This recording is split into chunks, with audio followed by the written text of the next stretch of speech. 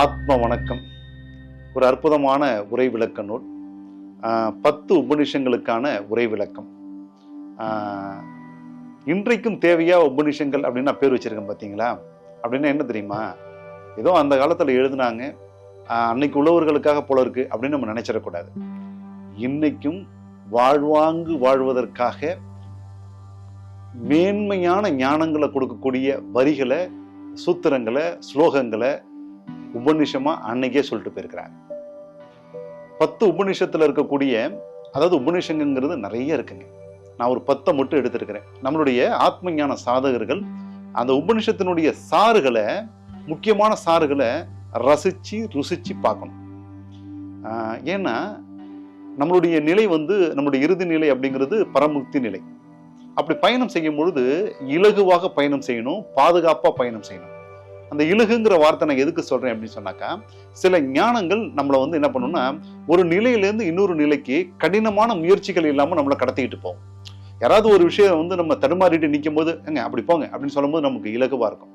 ஒரு கூட்டத்தில் நிற்கிறோம், யாரோ ஒருத்தர் டக்குன்னு ஒரு கதை திறந்து நீங்க உள்ள போங்க அப்படின்னு சொன்னா எப்படி இருக்கும்? அந்த மாதிரி உபநிஷத்தினுடைய ஞானங்கள் எல்லாமே நம்மளை ஒரு நிலையிலிருந்து இன்னொரு நிலைக்கு ரொம்ப இலகுவாக கடத்தக்கூடிய ஒரு செயல்பாடு.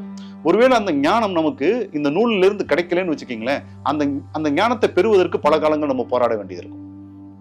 அதுக்காக தான் நான் சொன்னேன், நம்மளுடைய ஆத்ம ஞான சாதகர்கள் கண்டிப்பாக உபநிஷங்கள் படிக்கணும். அதுல குறிப்பாக இந்த 10 உபநிஷங்களை படிக்கணும். அதுல உள்ள ஞானத்தை பெறணும். அப்படிங்கிறதுக்காகத்தான் நம்ம இந்த 10 உபநிஷங்களுக்கு இன்றைக்கும் தேவையா உபநிஷங்கள் அப்படிங்கக்கூடிய பேர்ல நூலாக வெளியிட்டிருக்கிறோம். அப்ப இது ஒரு உரை விளக்க நூல். கண்டிப்பாக இது ஒரு பொக்கிஷம். இதுல உள்ள இருக்கக்கூடிய சூத்திரங்களுக்கு அல்லது ஸ்லோகங்களுக்கு, அந்த உபநிஷங்களுக்கு நான் எப்படி விளக்கம் சொல்லியிருக்கேன் அப்படின்னா, நான் எப்பொழுதும் சொல்றதுதான், நம்ம ஆத்ம ஞானத்தை நோக்கி பயணம் செய்யறதுனால அதனுடைய அடிப்படையில இவர்கள் என்ன சொல்லியிருக்கிறாங்க. உபநிஷத்துக்கு விளக்க உரை எழுதுறதுல ஆதிசங்கரர் எழுதியிருக்கிறாங்க, ராமானுஜர் எழுதியிருக்காங்க, மத்வாச்சாரியர் எழுதியிருக்காங்க. அத்வைதம், விசிஷ்டாத்வைதம், துவைதம், இந்த 3 கோட்பாடுகளையும் அந்த உபநிஷத்தை வச்சுதான் அவங்க எழுதியிருக்கிறாங்க. அப்ப ஒவ்வொரு நோக்கத்தை வச்சு ஒரு விளக்க உரை எழுதலாம் இல்ல?